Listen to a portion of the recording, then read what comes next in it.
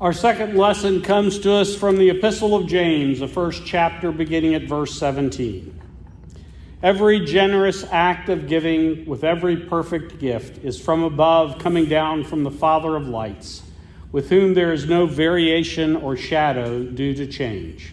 In fulfillment of his own purpose, he gave us birth by the word of truth, so that we would become a kind of first fruits of his creatures. You must understand this, my beloved. Let everyone be quick to listen, slow to speak, slow to anger, for your anger does not produce God's righteousness. Therefore, rid yourself of all sordidness and rank growth of wickedness, and welcome with meekness the implanted word that has the power to save your souls. But be doers of the word, and not merely hearers who deceive themselves. For if any are hearers of the word and not doers, they are like those who look at themselves in a mirror, for they look at themselves and on going away immediately forget what they were like. But those who look into the perfect law, the law of liberty, and persevere, being not hearers who forget, but doers who act, they will be blessed in their doing.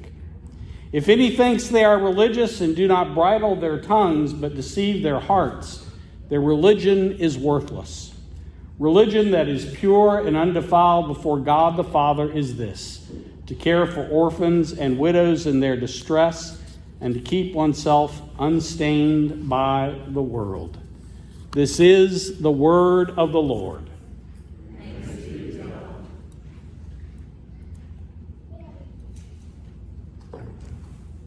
So I've seen some multiple cases of good offers over the past month about suggestions coming from resources I'm subscribed to for preaching and worship as we enter this election season.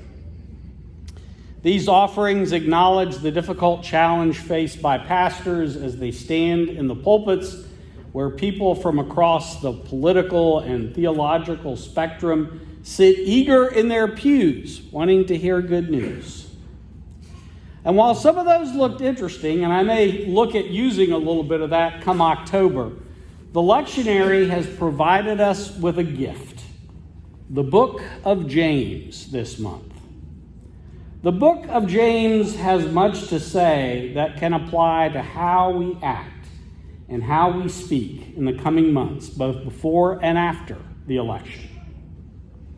From the beginning of his epistle, James acknowledges that all we do originates with God. And through every good act, we can see the grace of God. We are blessed to be caught up in this powerful stream of love and grace. God has been responsible for our birth as disciples, and we are signs of the coming reign of God. First fruits, James calls them, intended to show the world what is coming, what the kingdom is going to look like. How wonderful, how joyful. Isn't it great to be first fruits? But then James brings us up short and reminds us we are now expected to live like disciples of Jesus. Jesus in his life never asked anyone to profess a particular creed for belief before they became disciples. He simply said, "Come and follow me." And then he put them to work doing the same things he was doing. Feed the hungry, care for the sick, help those oppressed by evil find relief, give generously to the work I have for you, treat one another with respect, stand up for those others despise. Do what I do. And in following Jesus, they came to believe in him. James is following the same pattern. James, it would appear from the way that the first verse of the first chapter is structured, is writing a general epistle to be sent to several churches. The advice he gives, he knows every church can use. And he starts with a doozy. You must understand this, my beloved. Let everyone be quick to listen, slow to speak, slow to anger, for your anger does not produce God's righteousness. Wow. Imagine if we took this to heart and really tried to practice it in the election season. Quick to listen and slow to speak? When was the last time you did that when you were discussing a hot-button political issue? Did you catch the second part of that verse too? The anger you feel when you encounter some controversial topic isn't tied to God's righteousness. Just because your passions are stirred does not mean you're doing God's will. One could imagine that in those house churches in the New Testament, upon receiving a letter like James, they would take it a section at a time. The verse I just read might have elicited an entire segment of conversation. A part of the discussion might have been confession. I spoke too quickly this week at home, and in so doing, I let my anger get the best of me.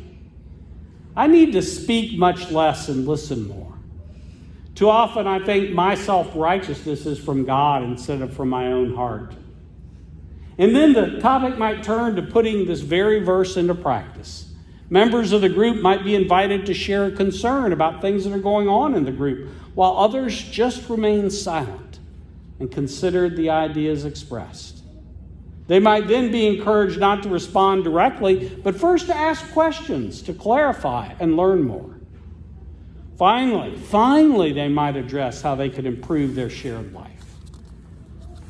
How they could make sure everyone is heard. How they could all slow their responses and seek to understand one another.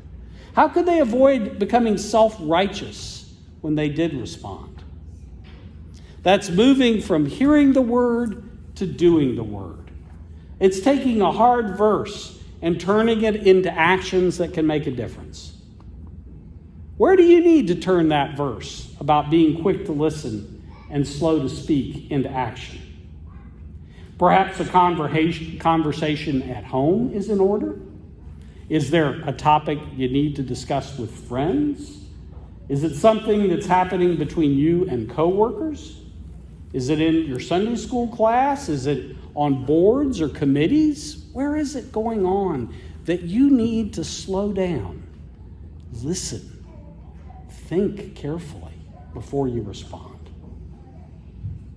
One practical suggestion that I think is in line with James is don't be afraid of silence. You don't need to speak on every topic and fill every pause with an attempt to prove your point. Silence allows you to slow down. And please don't assume if others are silent that they necessarily agree with you. It may well be exactly the opposite. Silence can be an invitation to everyone to step into that moment and reflect together on what's happening and what wisdom the group can find. And as though these words about slowing speech and listening more and slowing our anger isn't challenging enough, James points out and points to the sordidness and wickedness of our character as the cause of this self-righteous, quick speech behavior. How's that for confronting these folks he calls beloved? And a fair warning, if this is the point in the sermon where your mind starts to wander to other people who need to hear this passage, you definitely probably have some sordidness and wickedness that's leading you. James, as he discusses doing the word, brings us before a mirror.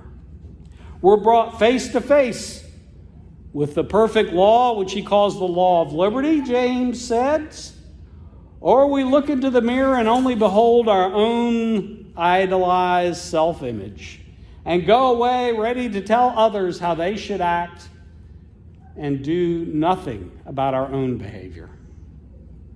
The law of liberty is the law of love Jesus told his disciples about. It's the law encapsulated by the two greatest commandments from the Torah. Love God, love your neighbor, and Jesus augmented that with the command to love one another in the way that he loved. It brings us full circle back to working to alleviate human suffering, showing love and respect to those around us, asking God to show us how we can continue to grow as followers of Jesus. And to emphasize this again, James gives us our first reminder. There'll be more. Our first reminder in the book about bridling our tongues. We'll talk about that a little bit more over the next month. James, when he uses the word religion, he doesn't mean it in a negative way like so often we think about it these days. He means displaying our devotion to God through compassion and caring for those that are suffering the most. And he cited a very clear example for his day. In the Roman Empire, orphans and widows were some of the folks who were in the most critical of financial and legal situations. With the death of a husband or a father, they often had no source of income and very few ways to make any money except for prostitution or begging. James wants the church to be there for those who are the most dire in terms of their need. You know, we're blessed that most widows find themselves better off in our day than they did in James' time. But I know Benita, through her job in Ohio at a community action, still encountered widows. It was more often widows, occasionally a widower, who was struggling, often due to poor decision-making by the deceased spouse, or because they had jobs with no pensions and were trying just to live off Social Security. And while there are certainly still orphans in our world in dire need, one place that we could look to help in our own culture and society is the foster care system, where there is incredible need for role models and loving parents who'll take them in. You know, our summer project where we collected supplies for West Rowan Middle School might seem a small thing, but that project was seeking to help children through the teachers at a school that faces some serious challenges. Certainly the work this church did in Wotd and other places was work that helped those with serious challenges. Part of the important job of becoming doers of the word involves getting to know a community and identify where people are struggling and finding where our gifts can address that need, even if it's in a small way. Doing the word takes getting to know people and understanding their situations. So how can we at Thyatira be doers of the word? Well, I have good news for you. Our witness committee is working on a couple of projects you'll be hearing about in the coming weeks. First, this fall, they'll be arranging some dates for groups to go work at Habitat in the county, Habitat for Humanity. It's a very simple process. You'll sign up for the day, you'll show up, do the work you're given. No extensive planning needed, just a willingness to help a family who's trying to work to get a decent home at a price they can afford. And then soon you'll be hearing about something that has a little farther reach. Next year, near the end of July, Witness is doing the organizing work to send a group of about 20 folks, youth and adults, to Jamaica. That project may also involve building a small home. And the deposit will be about $100, and there'll be, of course, other costs and expenses beyond that. If you want to help fund that work, well, look for a Brunswick stew cook that'll be happening later on in the fall. There will be opportunities to help with that and, of course, to buy that wonderful stew. Quick to listen, slow to speak, slow to anger. These are first steps for James in becoming doers of the word. When we close our mouths, open our ears, engage our minds, we find we can hear the cries of others and the directions of the Holy Spirit. We aren't feeding our own self-righteousness, and instead we're feeding off of the energy God has for us to help those who are struggling under the burden of injustice. James has so much to teach us, and we'll dive into it more this month about living as faithful disciples in this season and every season. Amen.